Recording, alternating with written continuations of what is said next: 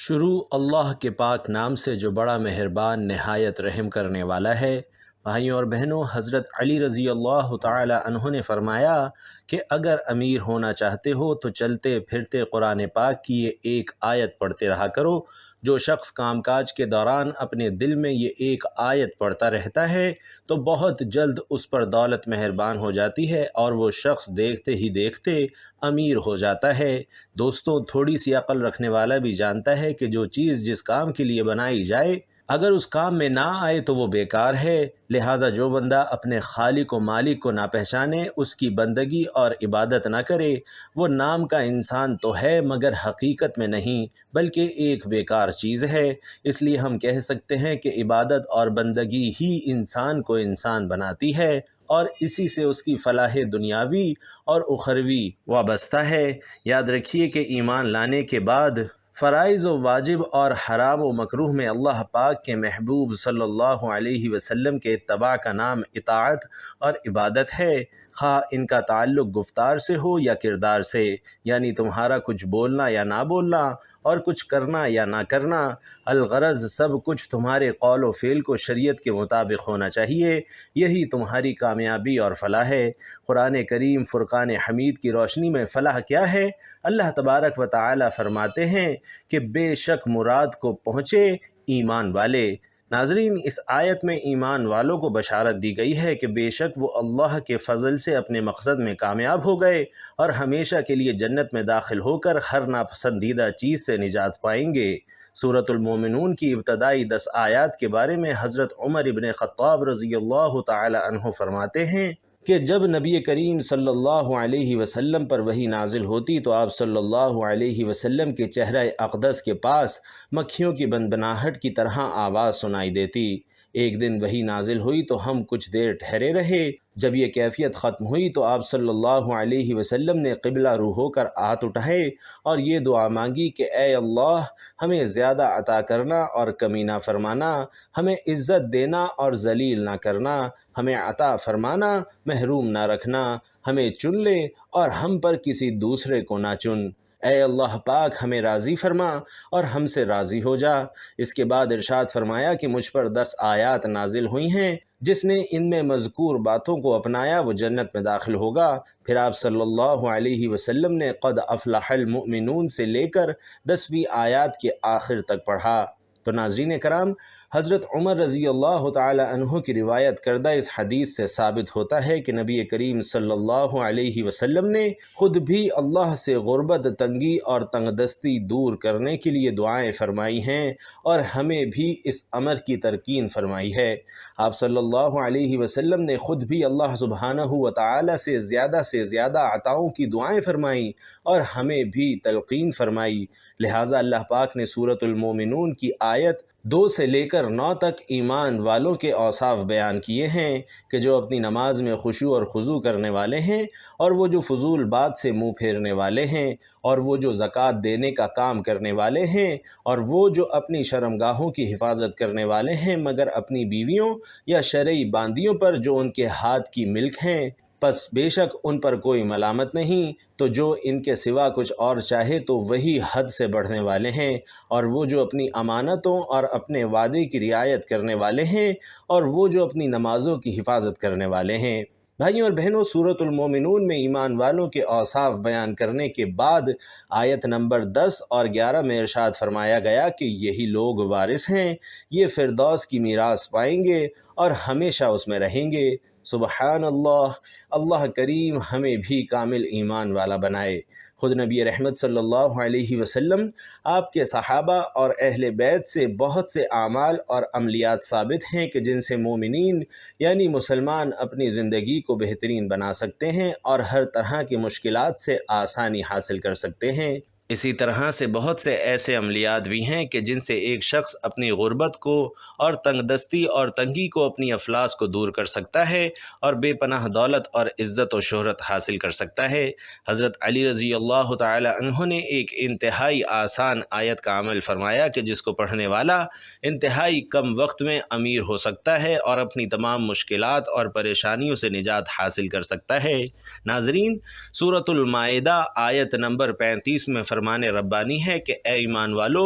اللہ سے ڈرو اور اس کی طرف وسیلہ ڈھونڈو اور اس کی راہ میں جہاد کرو، اس امید پر کہ فلاح پاؤ۔ آیت میں وسیلہ کا معنی یہ ہے کہ جس کے ذریعے اللہ پاک کا قرب حاصل کرو، یعنی اللہ پاک کی عبادت چاہے فرض ہو یا نفل، ان کی ادائیگی کے ذریعے اللہ پاک کا قرب حاصل کرو۔ اگر تقوی سے مراد فرائض و واجبات کی ادائیگی اور حرام چیزوں کو چھوڑ دینا مراد لیا جائے اور وسیلہ تلاش کرنے سے ہر وہ چیز جو اللہ پاک کے قرب کے حصول کا سبب بنے مراد لی جائے تو بھی درست ہے۔ اللہ پاک کے انبیاء علیہم الصلاۃ والسلام اور اولیاء کرام سے محبت، صدقات کی ادائیگی، اللہ پاک کے محبوب بندوں کی زیارت، دعا کی کثرت، رشتہ داروں سے صلہ رحمی کرنا اور بکثرت ذکر اللہ میں مشغول رہنا وغیرہ بھی اسی عموم میں شامل ہیں۔ اب معنی یہ ہوا کہ ہر وہ چیز جو اللہ پاک کی بارگاہ کے قریب کر دے اسے لازم پکڑ لو، اور جو بارگاہ الہی سے دور کرے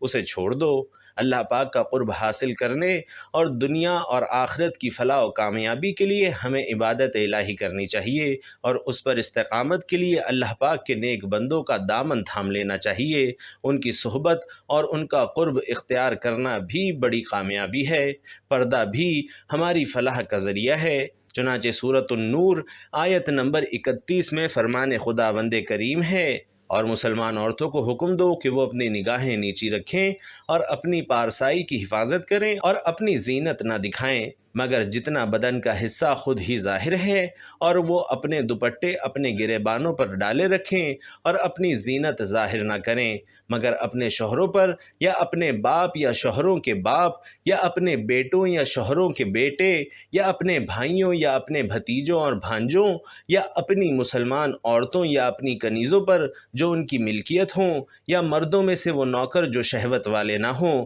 یا وہ بچے جنہیں عورتوں کی شرم کی چیزوں کی خبر نہیں، اور زمین پر اپنے پاؤں اس لیے زور سے نہ ماریں کہ ان کی اس زینت کا پتہ چل جائے جو انہوں نے چھپائی ہوئی ہے۔ اور اے مسلمانوں، تم سب اللہ کی طرف توبہ کرو اس امید پر کہ تم فلاح پاؤ۔ ناظرین، پردے کے 4 دنیاوی فوائد یہ ہیں کہ باحیا اور پردہ دار عورت کو اسلامی معاشرے میں بہت عزت اور وقار کی نظر سے دیکھا جاتا ہے۔ پردہ عورت کو بری نظر اور فتنے سے محفوظ رکھتا ہے اور برائی کے راستے سے روکتا ہے۔ عورت کے پردے سے معاشرے میں بگاڑ پیدا نہیں ہوتا اور معاشرے میں امن و سکون رہتا ہے، اور پردہ عورت کے وقار میں اضافہ کرتا ہے اور اس کی خوبصورتی کی حفاظت کرتا ہے۔ پردے کی ضرورت اور اہمیت سے متعلق ایک مثال بھی سماعت فرما لیجئے کہ اگر ایک پلیٹ میں مٹھائی رکھ دی جائے اور اسے کسی چیز سے ڈھانپ دیا جائے تو وہ مکھیوں کے بیٹھنے سے محفوظ ہو جاتی ہے، اور اگر اسے ڈھانپا نہ جائے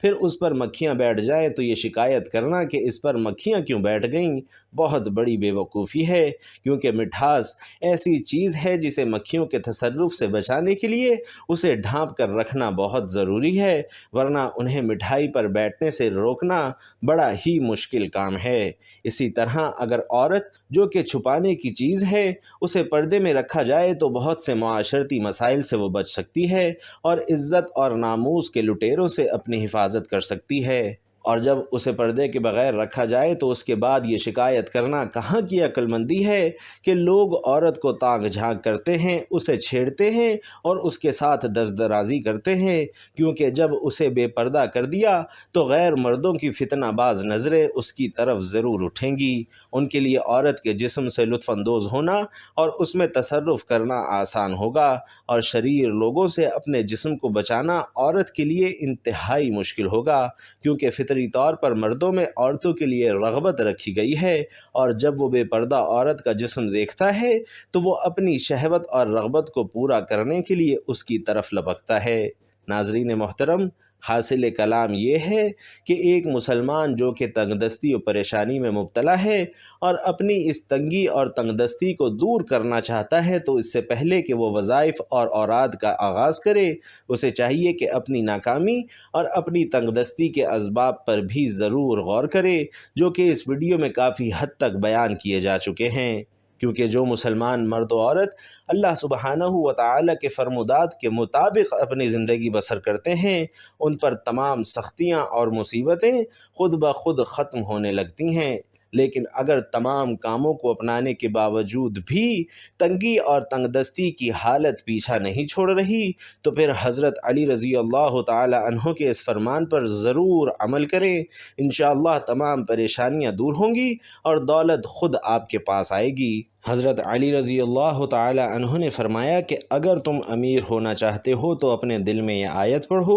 بہت جلد امیر ہو جاؤ گے انشاءاللہ۔ ناظرین کرام، بے شک قرآن مجید میں ارشاد ہے کہ تمہارا رب جس کے لیے چاہتا ہے رزق کے بند دروازے کھول دیتا ہے، یعنی رزق کشادہ کرنا یا تنگ کرنا اللہ عز و جل کی قدرت میں ہے۔ وہی جس کا رزق بڑھانا چاہے بڑھا دیتا ہے اور جس کا تنگ کرنا چاہے تنگ کر دیتا ہے۔ وہ تمام لوگوں کے حالات اور مصلحتوں کو خوب جانتا ہے، لہٰذا اس نے جسے امیر بنایا وہ بھی حکمت کے مطابق ہے اور جسے غریب رکھا وہ بھی حکمت کے مطابق ہے۔ اللہ سبحانہ و تعالی نے تمام انسانوں کو مالی اعتبار سے ایک جیسا نہیں بنایا، بلکہ بعض کو امیر بنایا اور بعض کو غریب رکھا، اور اس میں اس کی بے شمار حکمتیں پوشیدہ ہیں۔ جیسا کہ ان میں سے ایک حکمت یہ بھی ہے کہ بعض لوگوں کے ایمان کی بھلائی اسی میں ہوتی ہے کہ اللہ انہیں مال عطا کرے، اور اگر وہ غریب ہوں تو ان کا ایمان تباہ ہو جائے گا،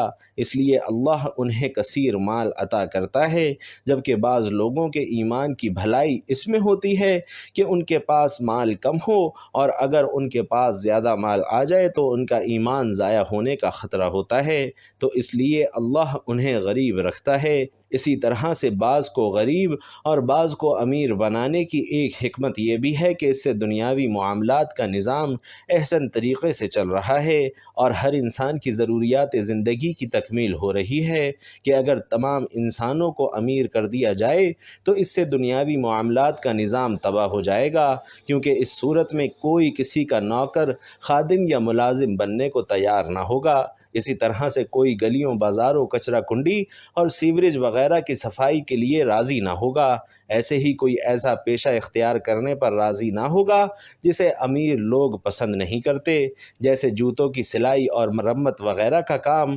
حجامت بنانے اور کپڑوں کی سلائی وغیرہ کا کام۔ اب آپ آسانی سے اس بات کو بخوبی سمجھ سکتے ہیں کہ ایسے حالات کو پھر ملکی نظام کس طرح سے درم برہم ہو جائے گا، لہٰذا ہر ایک کو چاہیے کہ وہ اللہ کے حکم کے سامنے سر تسلیم خم کر دے اور اس کی قضا پر راضی رہے۔ وقتی مشکلات اور تکلیفوں پر صبر کرنا ہی بہترین عبادت ہے۔ اسی طرح سے اگر مالی پریشانی اور تنگ دستی ہو تو اس کا واویلا کرنے کے بجائے صبر و شکر سے کام لیا جائے، اور اگر رزق میں فراوانی ہو تو اللہ سبحانہ و تعالی کا زیادہ سے زیادہ شکر ادا کیا جائے۔ یہ معاملہ جب حضرت علی رضی اللہ تعالی عنہ کی خدمت میں پیش کیا گیا تو آپ رضی اللہ تعالی عنہ نے اس کا حل یہ بیان فرمایا کہ جو شخص قرآن کریم کی یہ ایک آیت پڑھتا ہے تو اللہ تعالیٰ اس کے بند رزق کے دروازوں کو کھول دیتا ہے۔ اس آیت کی برکت سے اللہ اسے غنی کر دیتا ہے، ہر طرح کا فکر و فاقہ اور محتاجی اس کے گھر سے دور ہو جاتی ہے۔ اللہ اپنے اس بندے کو غیب سے رزق دیتا ہے تو قرآن کی ایک چھوٹی سی آیت ہے جسے آپ چلتے پھرتے اپنے دل ہی دل میں پڑھتے رہا کریں۔ انشاءاللہ اس آیت کی برکت سے اللہ سبحانہ و تعالی آپ پر محتاجی کا دروازہ بند کر دے گا اور آپ کے لیے رزق کے بند دروازے کھول دے گا۔ ناظرین محترم، حضرت علی کرم اللہ وجہہ کی بتائی گئی آیت یہ ہے: لا الہ الا اللہ الملک الحق المبین۔ دوبارہ سماعت فرما لیجئے: لا الہ الا اللہ الملک الحق المبین۔ تو ناظرین، جو شخص چلتے پھرتے اپنے دل میں یہ آیت پڑھتا رہے گا انشاءاللہ اس کا نتیجہ وہ خود اپنی آنکھوں سے دیکھے گا۔ اگر چلتے پھرتے اس آیت کو پڑھنے میں دشواری کا سامنا ہو تو روزانہ کم سے کم 100 مرتبہ اس آیت کو لازمی پڑھ لیا جائے، اور جان لیجئے کہ اس آیت کے حوالے سے نبی کریم صلی اللہ علیہ وسلم نے فرمایا کہ جو کوئی اس آیت یعنی لا الہ الا اللہ الملک الحق المبین کا روزانہ 100 مرتبہ ورد کرے گا تو اللہ وحدہ لا شریک اسے فقر یعنی غربت سے، رزق کی تنگی سے، تنگ دستی سے، مالی مشکلات سے اور قرضے کی تکلیف سے انشاءاللہ اپنی پناہ عطا فرمائے گا۔ اس پر سے قبر کی وحشت کو دور فرما دے گا اور اس کو بے نیاز بنا دے گا، اور وہ شخص جنت کے دروازے میں داخل ہو جائے گا انشاءاللہ عز و جل۔ اللہ تبارک و تعالی سے دعا ہے کہ تمام ضرورت مندوں کی ضرورتوں کو اپنے غیب کے خزانوں سے اس طرح سے پورا فرمائے کہ پھر کوئی حاجت اور ضرورت باقی نہ رہے۔ اللہ پاک ہم سب کو نیکی کی بات کو سننے سمجھنے اور اس پر عمل کرنے کی طاقت اور توفیق مرحمت فرمائے۔ میرا سنانا اور آپ کا سننا اپنی بارگاہ میں قبول و منظور فرمائے، آمین یا رب العالمین۔ ناظرین، آخر میں آپ سے گزارش ہے کہ کامنٹ باکس میں اللہ تعالیٰ کے 99 ناموں میں سے کوئی ایک نام ضرور لکھ دیجئے گا۔ اللہ پاک ہم سب کا حامی و ناصر ہو، آمین۔ السلام علیکم ورحمۃ اللہ۔